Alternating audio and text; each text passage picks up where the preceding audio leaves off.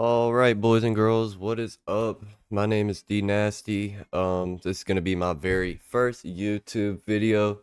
I'm gonna do most, if not all, of these videos. I'm just gonna run them live. Just gonna be a one-on-one reaction with the video live. No editing, no cutting, no none of that. Just here to hang out with you guys because you guys are the shit, and we're gonna have a good time. So today we're gonna check out this new video from Law and Crime from this young lady right here who was murdered in Georgia, which, if you didn't know, that's where I'm from. So we're just going to jump right into the video here and see what is going on with this. So let's get it. The man accused of murdering nursing student Laken Riley in Georgia makes a major decision about his upcoming trial. I take a look at what it could mean and why he may have made this decision.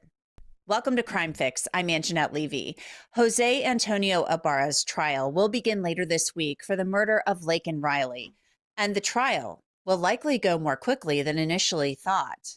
I'll tell you why in a bit with Georgia attorney Phil Holloway. He's going to join me. But first, I want to just side note here, I have no clue who this Phil guy is, and I'm usually pretty good and up to date with a lot of the crime that goes on in Georgia.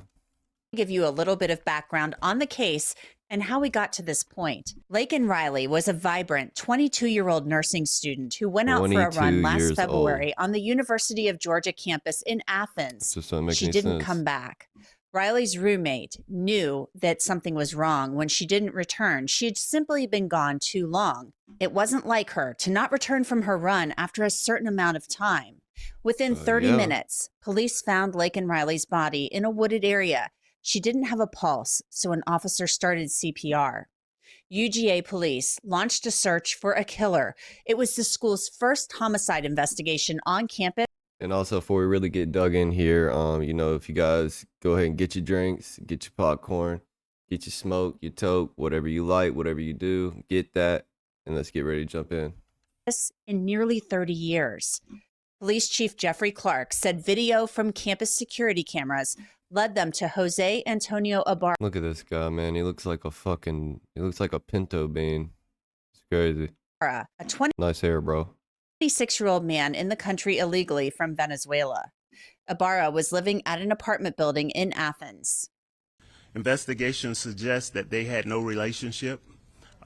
He did not know her at all. I think this was a crime of opportunity where he saw an individual and bad things happen. A grand jury indicted Ibarra on... Okay, bad things happen, man. He didn't grape her, did he?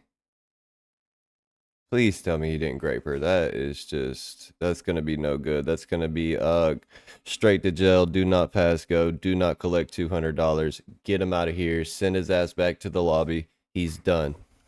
10 charges, including murder, kidnapping, and aggravated assault with intent to rape. The indictment said that Laken Riley had been hit in the head multiple times with a rock, dragged to a wooded area, and asphyxiated. Ibarra pleaded not guilty to the charges. Also, if you guys can hear my daughter in the background screaming, I do apologize. She is refusing to take a nap right now, so that's where we're at. I apologize. Sorry about that.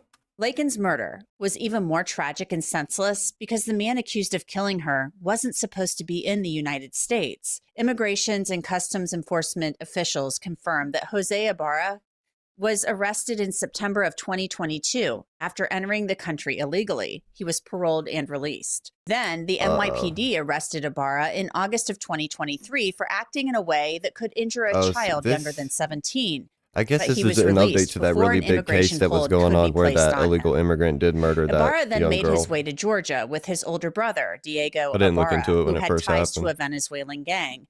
But If back not, to then this criminal is case another in one. Laken's murder.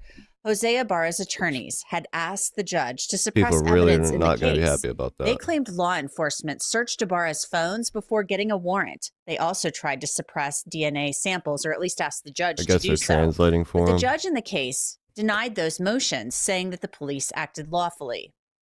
Now to the big twist in the case. On the eve of trial, Jose Ibarra has waived his right to a trial by jury and will have the judge, Judge Patrick Haggard, decide his fate instead.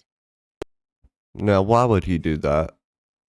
I mean, if we're just being real here, the trial By jury, probably not going to go well at all. The trial by judge also probably not going to go very well at all. So, yeah, good luck, brother. It's not looking good for you. I'll tell you that. I would say that we'll pray for you, but we're not going to. So, yeah. The state Keep it was pushing. contacted by the defense last week, and they let the Let me state grab know my drink that real they quick, wish boys. to waive the defendant's right to a trial by jury, and instead this defendant wishes to seek a trial by judge only, a bench trial. When I was Bench notified trial. of that, the parties have executed a waiver and of his right to a trial by jury, and the state has agreed to a bench trial so long as the trial remains before your honor and their senior judges are brought in. And I believe we're going to commence the trial very shortly, so I don't think that will happen. So both the state and Yeah, they're probably gonna try to rush through this trial right here. proceed with a bench trial in this matter. As long as they have all the evidence they need. I believe they have executed the waiver. Judge Haggard then went over Ibarra's decision with him through an interpreter. Do you have any Yeah, an questions interpreter. about your decision to waive a jury trial in this case? I wonder why this guy murdered this young girl, man. I mean, maybe it just was opportunity, like they said. It just, I mean, he's not he's not a bad looking guy. I mean, she was very pretty. So, I mean, I just wonder why you just throw it all away just in the heat of the moment like that. Like, if he didn't even know her, then it just doesn't click for me. I'm not quite sure why you would do that. Why you would just throw your whole life away like that, man. It's sad. No questions. Have you had enough time to talk to your lawyers about that? Yes, Your Honor. And do you understand that if I grant this request, it cannot be revoked by you going forward? So if he chooses to go that route, then there's no taking it back. Yes, Your Honor. Yes, Your Honor. Yes, Your Honor. Mr. Kirby, let me ask So you that's what he on the wants. record, have you had I sufficient personally, I think it's a bad decision. I really do. Yeah, man. A judge is probably gonna crucify you, man. this waiver with your client? I have, Judge. And can you say collectively, you and the other defense counsel, are you all in agreement with your client's decision to make this election? We are, Judge. Phil Holloway is a former assistant district attorney in Cobb County, and he has been following the Lake and Riley case very closely. So, Phil, I'm interested in your thoughts about why Jose Ibarra would opt for a bench trial rather than a trial by jury. This is going to be a judge who knows the very law strange, front and very back, strange. deciding his fate. Yeah, great to be with you guys as always. Look, it's a very strange and bizarre decision that he made. I don't know why he made it, because honestly, I can't think of any tactical or strategic advantage. I have seen it in cases where maybe a prosecutor agrees to take maybe the death penalty off the table. Man, his lawyer is probably like, and why in the hell would you want to do that? You want the judge to hand your sentence down? Wild man. That's what he is. He's a wild man. And so you basically just have what's this it's like a slow plea of guilty or a bench trial so that everybody can just move on to the appeal. But in this case, the only shot that Ibarra would have had, in my view, was like a Hail Mary pass, hoping that maybe one juror might hang the jury in the event of an indecision, and they might have to do it again. But That's doubtful, look, in my opinion. Why give up your Hail Mary, your only shot? Why give that only shot up if you get nothing in exchange for it? So it's a very Yeah, that's what I was thinking too. I was thinking the same exact thing. It just seems like maybe like, I know he's saying yes and shaking his head, but it just kind of really seems like he doesn't really know what he's saying yes to or no to, or what, it's weird. I really don't think he understands fully. perplexing and bizarre decision. I don't really see much of an advantage, if any. Yeah, you would think that maybe his attorneys would want to roll the dice with a jury of 12 rather than, somebody who's been on the Yeah. bench and who knows the law. That's what I don't Mm-hmm. quite understand about it, especially on the eve of trial. Jury selection was supposed to start on Wednesday, and No, so he did now it this last bench minute. trial is going to start on Friday. Yeah, I mean, the prosecutor's the only one that gets a big advantage out of it because, to your point, they only have to prove his guilt now to one individual. I usually say one person wearing a robe, but the judges in Athens, Clark Look at this guy. This guy's looking at that paper like, oh yeah, guilty as charged. For real, for real. County don't ever wear robes. Guilty But as look, this is a charged, legal bro. professional. You've got to prove guilt to that If he man killed, beyond a if he reasonable killed her on that college campus, they gonna have some type of footage of him for sure. doubt, but you don't have to prove it to 12 citizens. So I think the advantage goes to the prosecutor there on the law. But as a practical matter, their job is now much easier because they can streamline their evidentiary presentation in very significant ways so that they can get right down to the issues. You don't have opening statements, you don't have charge conferences, you don't have jury charges, you don't have a lot of the predicate things that go along with even some of the expert witnesses. So a lot of this can be tried by Oh my goodness, dude. stipulation, which makes the prosecutor's Sorry job about that, dude. My baby is just crying and crying and crying, and I just cannot get her to take a nap today, man. She is just really not wanting to nap, and it is just very, very irritating a little bit. So I apologize if you can hear her screaming back there. We have been trying to lay her down for like an hour now, so much easier. my And apologies. it's going to go a lot more quickly because of all of the things you just mentioned. No jury selection. The judge is probably going to say, let's just get this going and get to the point. You don't need to go through all of these other things. One thing, the police chief Clark, when this arrest was made, said that they basically had a solid case, that the evidence was very compelling. But his attorneys, Ibarra's defense attorneys, have challenged some of that evidence. They've called into question the DNA evidence in this case. We know that the police chief had said there was security footage, Not and the that's DNA how they evidence. tracked Ibarra back to his apartment. How do you see that playing out? Some of the challenges to the DNA evidence and other evidence in the case. Yeah, well, the judge has ruled all that stuff is coming in. Look, the police chief's right. They actually have him on video tossing, the shirt contaminated with I told mixed you. DNA all over it. They got. I told you that they was gonna get him on video. Look where you trying to murder somebody at. Look where you trying to murder somebody at. Seriously. I mean, bruh. I mean, that's got to be one of the more highly surveilled places that you can go to. I mean, what an idiot. They got him tossing that in a like a dumpster near a convenience store, very close to where the crime is said to have occurred.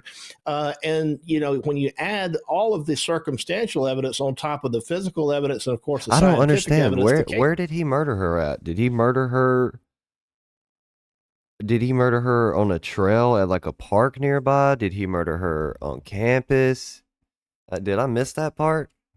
case against him is quite overwhelming. I have sources there that have told me a lot about it. I think I might have missed that no part. doubt in my mind that he's on a fast track now to a Georgia prison where he will most likely spend the rest of his life. Hey, look, man, one thing I can say from being from here is that if he gets convicted, his ass is grass, dude. For real. They don't play around here. The issue of deportation notwithstanding, because I don't think he's ever going to get to the point of being able to be deported. Is there anything you can share with us about the evidence in the case aside from what you just did? You said you have sources there on the ground. Yeah, there's not really a lot I'm at liberty to discuss right now, but suffice it to say, I always keep an open mind, and I always say, look, there's no trial that can't be won or lost by either side, depending, no matter how strong the evidence might be. But when you take the jury out of that equation, the opportunities, if you will, for a prosecutor's trained to run off the tracks, those opportunities by and large disappear. So definitely advantage to the state. I want to go back to the deportation issue that you just brought up. I mean, this has been a very contentious case. It's a tragic, sad case. Jose Ibarra was in the country illegally. He came here from Venezuela. He had, I think, been detained and then released at some point in 2022. And Laken Riley went out for a run one day and What does that mean, detained and released? Does that mean that he was arrested? So if he got arrested, then that means that they know for 100% that he is an illegal alien because they don't have any documentation on him. You know what I mean? No social, no driver's license, no nothing, So I wasn't aware that you could get arrested and then therefore at that point they know for sure that you're an illegal immigrant, and then they just let you back out or let you bond out and just go back to being an illegal immigrant. That just sounds a little crazy. Like they don't deport people. I thought they did. If not, it's just some crazy times we're living in. and didn't come home. I mean, within a short amount of For real, time, for real. the prosecution says her life was taken. This has become a hot button issue down there in Georgia, her murder. If he is sentenced to life in prison, if he is convicted, you're not deported until after you serve your sentence. So if he were to get life in prison, he is going to die in a Georgia prison, as you just said. But if he were to get anything less than that, he wouldn't be deported until after he served his sentence. So that would be years and years and years, decades down the road. This has been, Becky. though, talk to me about how this has impacted that community down there, because this was a young woman with her whole life ahead of her, right? and it was snuffed out. So young, man. Just so young. Like I remember back when I was 22, man. Just having some rando just come and knock you off is absolutely insane. So sad, man. In a matter of moments. Yeah, so this case, obviously, it's permeated the national Damn, political those editions. conversation, but even on the local level, the now outgoing district attorney Gonzalez, some would refer to her as a Soros type DA, someone who has, let's just say, a very different view on the criminal justice system. She came to office at the beginning having been an entertainment lawyer, and her track record on winning jury trials is abysmal, almost like zero or very much next to it in her term in office. So what happened in the general election, there was a write-in candidate that beat her, and he beat her handily. He even won more than 50% of the vote in deep, deep blue Athens, Clark County as a write-in candidate. So that should tell you that even the local community. Bro, you got beat by a write-in ballot.